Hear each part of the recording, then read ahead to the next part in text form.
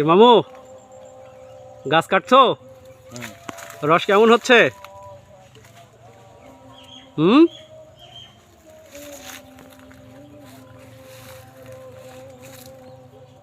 কাটো কাটো কাটো, গাছ কাটো।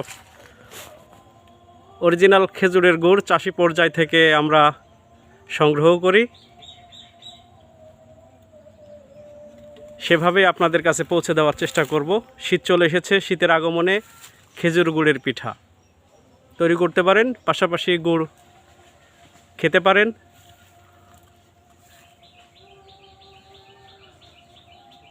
নির্ভেজাল র প্রোডাক্টটাই আপনাদের হাতে পৌঁছে দিতে পারবো ইনশাআল্লাহ। এই যে মামু গাছ কাটতেছে, এখান থেকে রস হবে, দেখাই আপনাদের রসটা কিভাবে পড়ে। নিপুণ হাতে বাটাল দিয়ে তারা গাছ কাটে।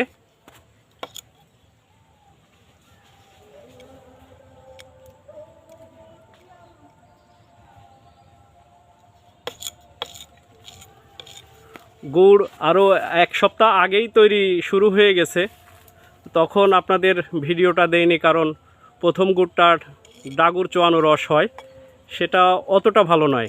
ভালো গুড়টা আলহামদুলিল্লাহ এরই মাঝে চলে এসেছে গাছে, এখন নিতে পারবেন।